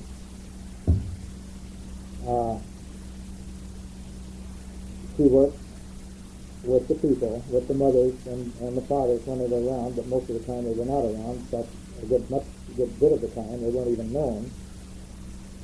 But with the mothers and the kids, she had some difficulty getting started because contrary to what a lot of people in this country believe, the communists are active worldwide, night and day, all the time, now, then, and ever since the end of the war, trying to convince underdeveloped countries that America is not their friend and the communists are. Well, this had reached those people down there, so when we got down there, they said, you're a bunch of imperialists. And they used some words that I won't use, the same words that we knew that the communists had given them. I mean, there was no other way that they could learn the type of language that they were using. And we finally convinced them that being from a capitalistic country was not all that bad. We tried to explain to them how we lived and what we lived for and what we believed in. So then finally we said, well, in that case, you are Protestant missionaries. Well, we had to deny this, too. They didn't have any. In fact, in the town of Cordero, a missionary had been stoned and killed just 50 years before we went down. We didn't know about this until we'd been down there for a while. So it was really a little bit hazardous to go into those things with the kind of story we had. But eventually, Hazel was able to convince the people that we were really sincere. We were there to try, if we could, to help them. And so she was able to get the mothers to let the kids come to a central location. They have an extension department in their Department of Agriculture, just like we have. And they have what they call Cinco Verde, which is 5G, similar to our 4-H. But it was not active, and there was nobody pushing it. But they did have the extension officer that we could use, so we had the kids come to this central location and teach tough and things like sewing and cooking and health, sanitation, things like that. Later on, she got into carpentry. And my wife, when we went down there, she couldn't even drive a nail. She had to learn herself how to do those things. But she did learn. And when she was able to show the kids, the mothers started coming, and the mothers crowded the kids back so that she had to teach the mothers because they had no furniture in the house. They had practically nothing. They lived in one room with 8 or 10, 15 kids was not uncommon. And they slept outdoors in hammocks, thrown between the trees, and went in the house only when it was raining. And so they needed furniture, and it wasn't long until finally the mothers and the kids crowded in until she was just almost overwhelmed with people who were really anxious to learn. And it was because of this, sure, we were able to teach them a few things, but they taught us so much more than we would ever teach them. And what did you do?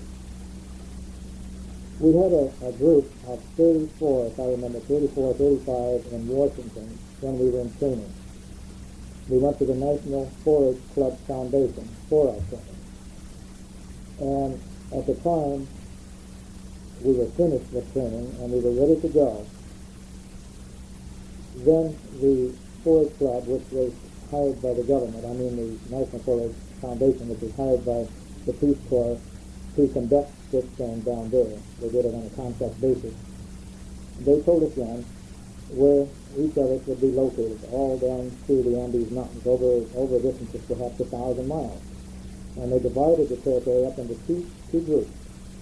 So we had about 16 or 17 people in each group. Then they felt the need, since they had no paid people down there except in Caracas, no other paid people, just I think a secretary and a supervisor. So they had to have somebody to watch after some of these kids, Peaceville people, were 17, 18, 19 years old. So they decided that they would make two members really, of our group, volunteer leaders.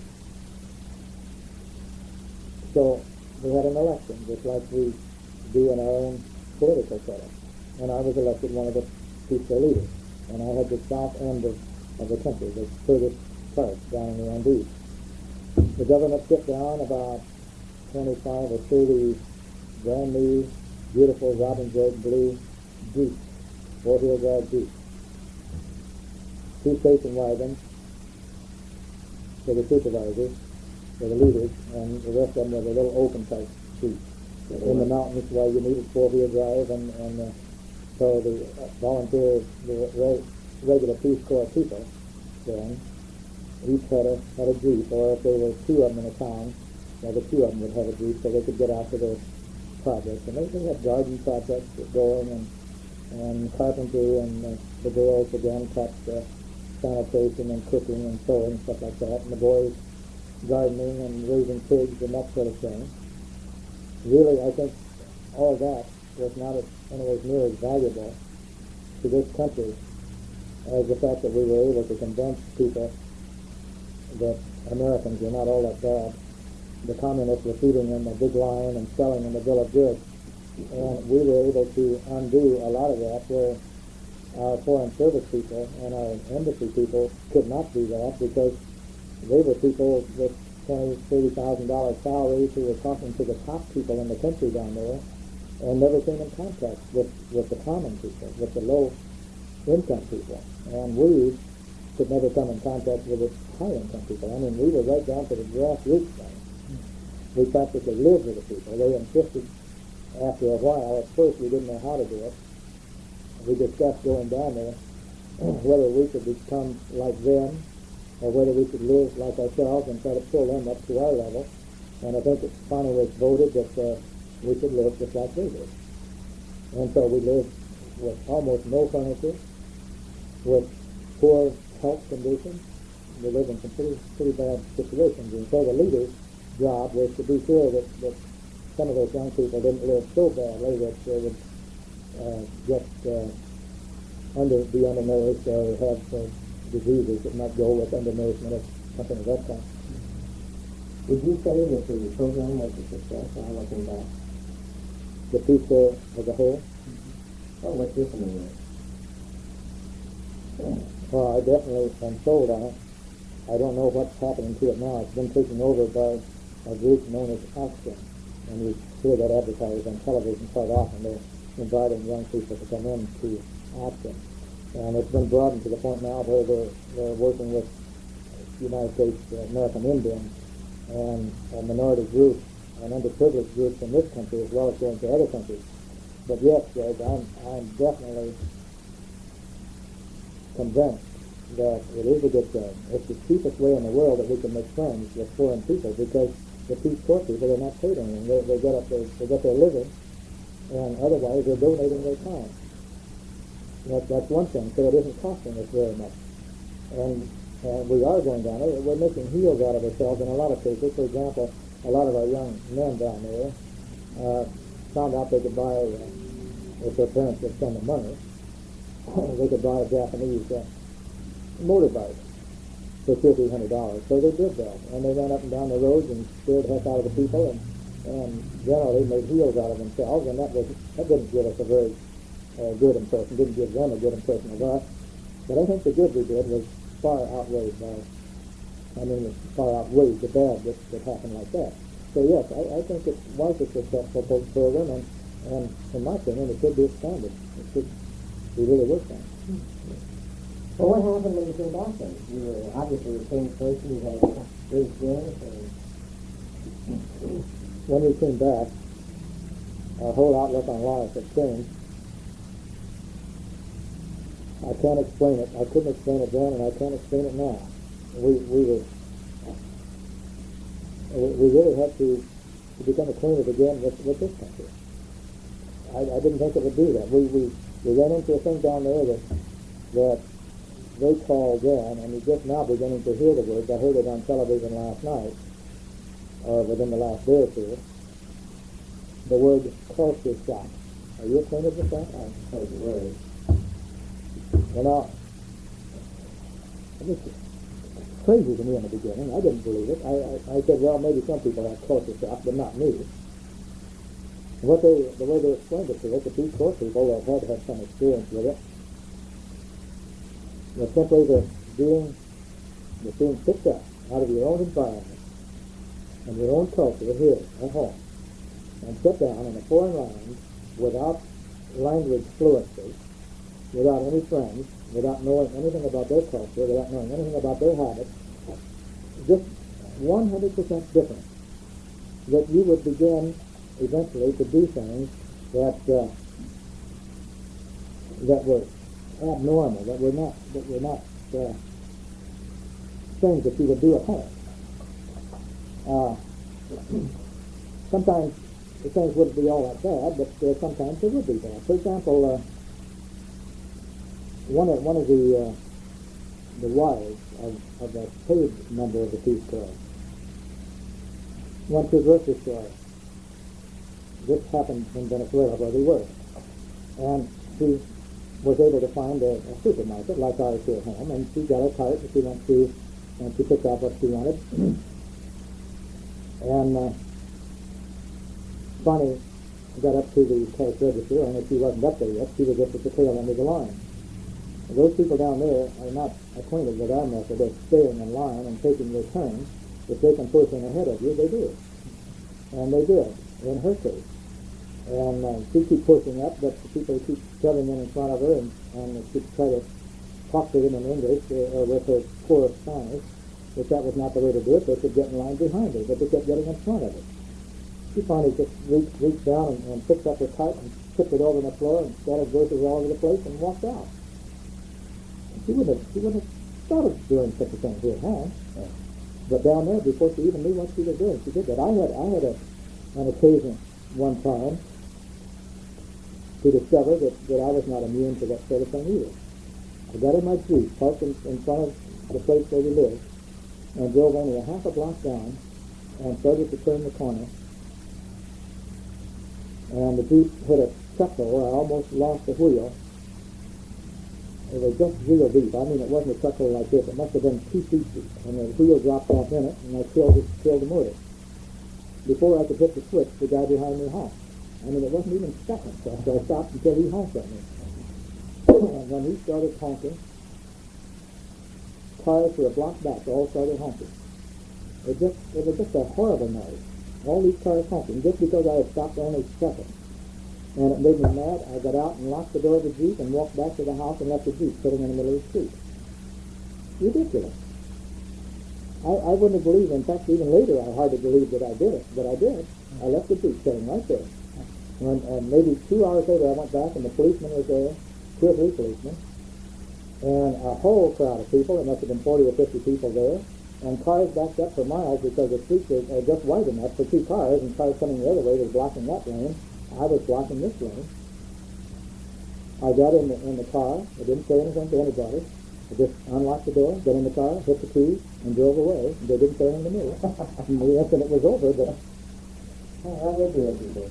now that's what culture shock is. And so, when we get down there, why, that's the kind of thing that we ran into, but not too much of it. I've lost my train of thought. Well, we were talking about the rewards, the benefits of this experience now coming back to Wabash County. And There's one little incident that I would like to relate that had to do with Hazel. I left Venezuela about a month before she did. When we were in training, we spent part of our time in Puerto Rico. And there was a couple of camps down there that had been built for this purpose, or maybe for some other purpose that were being used for the purpose of training Peace Corps people and teaching us the language. And they had built a nice Olympic-sized swimming pool. But down there, they had rainforest, they had a terrific amount of rainfall, a lot of dampness, and I got a fungus infection in my ears. And we actually had to spend, we stayed at the University of Puerto Rico for 2 or 3 weeks after the rest of the group went on to South America, while the doctors were trying to cure up this fungus that I had in my ears. Well, eventually we got away from there, and went on to take our station down below. And then we ran into all this problem that we had, Hazel did, of getting people to believe that she was there, genuine, really trying to help them. But she finally overcame that to the point where she loved them and they really loved her. Well, when I came back, because of this infection recurring, and I was in Walter Reed Hospital in Baltimore for several weeks while she was still down there before she came back. When she was ready to come back, these people that she'd been working with in Cordero decided that they wanted to see her off, but they didn't tell her anything about it. She was driven by another member of the Peace Corps to the airport in Colombia, Cucuta, Colombia, the nearest airport to fly back to Caracas to get the plane home. And these people who had no visible source of income whatever, didn't have enough food, didn't have enough clothing, didn't have a good roof over their heads or anything, still pooled their resources and rented an old farm truck. I don't remember what kind it was, but it was an American truck that was worn out undoubtedly before it was ever shipped down there. It must have been 100 years old and just barely would run, and somehow or other they got enough money together to buy gasoline for the truck. And they drove that to 30 or 40 miles, further away from home I know than any of those people had ever been before. They drove it all the way to the airport to say goodbye to us. Now, I tell you that story just to indicate what I said a while ago, that I think the Peace Corps is worthwhile. We made friends. Whether we taught them anything or not was unimportant, because I'm sure that the volunteer leaders that we tried to train were not going to leave, because the very first thing they said when we tried to teach them, even though they had kids in the Forest Club, how much are you going to pay us? And when we said this is a volunteer job, there's no pay, they were not interested. So I suspect that all the training we tried to do went by the board when we left. But the friendship, we're still writing to those people down there. We still get Christmas cards, and we still get long letters telling us how they're getting along and what they're doing and that sort of stuff. So yes, definitely, I think it was worthwhile. To get back to the question you asked, we did come back, and of course, there was a void in our lives, in my life. Hazel found it easy. Walter Kent called her up, I think the day after her name showed up in the paper down here as being returned from the Peace Corps. And it said something about her being a teacher, and he wanted to know if she wouldn't come in and voluntarily teach as a substitute. And she agreed to it, but I said, I don't think you should have, because that's going to lead into a permanent job, and you shouldn't tie yourself down. Well, she said she wanted something to do, and once a week or something like that wouldn't hurt. But the very next year, when she talked her into a contract, and she's been teaching ever since. She's still teaching. But that left me still without anything to do, and it was then that this happened that I told you about. The dairy, we decided to close out, and I bought equipment and started farming. And that's been going on now until that last year before last. And I still have a tractor, and in fact I've got a new diesel tractor, and I play around on it. I really have no earthly use for it. I plow the snow out of my driveway once in a while with a $10,000 piece of equipment. Was there, that was pretty well, I think, covered your career and everything. Did religion play much of a part in your life at all, or family, or something that you've never mentioned? George, I think religion has been the dominant factor in both our lives. Hazel's family were not fanatics of any kind. They were just ordinary, solid people in town that went to church on Sunday and went to prayer meeting on Thursday night. And she was brought up in the Methodist church, and she didn't miss Sunday school for years. I mean, she had some kind of a record as a little kid, being there all the time. And of course, her father was there every Sunday, being secretary and treasurer. Her mother is still active in the Methodist church, and she's 92 years old today. Not today, but I mean, she's 92 years old now. And she still goes to church every Sunday. She doesn't miss. In my family, my father and mother were Methodist also, and my father was Sunday school superintendent and was a loyal member of the church and attended regularly. And of course, I was brought up very nearly the same way Hazel was. We went to Sunday school and church all the time. In fact, in Golden Gate, the schoolhouse was straight across the street from us, and just in the corner of the next block was the church, and so it was hop, skip, and a jump to church, and we didn't miss. And we still go to church. We go just about every Sunday. You're still active in the church? We're still, yeah, definitely active. We've changed. We both now belong to the Christian church here in town, the first Christian here in town, instead of the Methodist. But that's a long story about that, and really has no importance, I think, in this conversation we're having. But we found when we came to Wabash that actually we shopped around a lot, and that I hate to put it in that sense, saying you shopping for a church. That doesn't sound very good, but that's exactly what we did. And I think we attended anywhere from one to several times about every church in Wabash County. We even went to the churches in Rich Valley and Rowan and LeGros and LaFountain and Somerset, all around. Gave you a good fair trial. We really did. And of course, being closer to Wabash, we wanted to go here, and we found the people at the Christian church were friendly and interested in us. They invited us to come back, and we liked what we saw, and so we went back, and we've been going ever since. Kenneth Brady was the minister when we first started here at the Christian church. You remember him. And we liked Kenneth, and we came here, I think, because of him. Another thing that influenced us a little bit, we went to church about I think maybe the second or third time to the Christian church, and church was finished, and we were walking across the street away from the church, not even knowing that there was a Sunday school, knowing that it was there, but we hadn't attended. Dave Sutherland caught us just crossing the street up here. He said, "You're leaving too soon. Why don't you come back to Sunday school?" Well, nobody'd ever said anything like that. Usually they'd let you walk out and they'd say nothing. So we turned around and went back to Sunday school. We've been going there ever since, and we've enjoyed it. And now I'm on the board. I'm not a very valuable member of the board, but I do enjoy going to church. Have you enjoyed your life? It's been a good life, George. It's been a good life. It's been, the first part of it was a very, very difficult time because of the things we've mentioned before. It was at the time, I started out at a time when my parents, even though the economy was all right, my parents weren't doing all that well. They were poor people. They were honest and church-going and God-fearing, but still poor.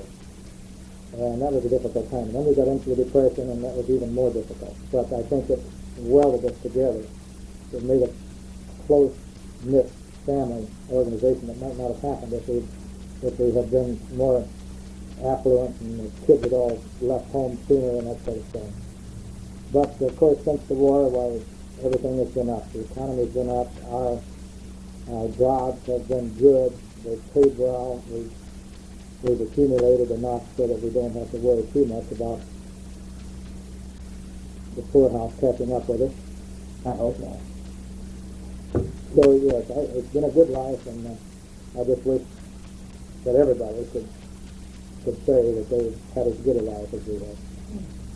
Well, I think this has been a very interesting afternoon, talking about these things, and I'd like to add one thing. certainly I was going to ask if there's anything else you wanted to add. I think a lot of people laugh at me on this, but I think that the Lord has his finger in most marriages, and I'm sure that he did have in ours, because I couldn't have married if I had looked. Let's see, I said 31 days. 31 days or so. If I had looked 31 years, I could never have found a woman like Hazel. She's been sweet and helpful and considerate, and well, I don't think I would be half the person I am today if it hadn't been for Hazel. She's terrific. Very good. She's a good teacher. She's still teaching. She likes kids. She hopes that before 3 or 4 more months passes, the school board may pass a new regulation that will allow teachers to teach till they're 90. No, I'm kidding, but she really does enjoy it, and she does take the care. Yeah, the children, do you see the children often? Do you enjoy the children when you Yes. see them? Yes, actually, they come as often as they can. Our daughter in Glenview is able to drive down in just 50 hours, and she brings our 2 little granddaughters along with her. And that's always a pleasant thing. And of course, Susie, living out on the West Coast, we don't see her too often, but I did drive out there in November, the 1st of November, and was gone about a month, and put about 7,000 or 8,000 miles on the car going to California to see her and my brother, my younger brother, who now lives in Carson City, Nevada. I got snowed in out there and had to come back by the way of San Diego, and I went all the way the length of California south, and then over to Phoenix and that way to get around that snowstorm we had. But I enjoyed that, and we see the kids, and they come as often as they can, so it isn't like having them at home all the time, but it's better than nothing. Good. Very good. Well, I think that you and I have covered a good part of your life, and I want to thank you this afternoon for taking your time, and this interview has been by George Singledyne.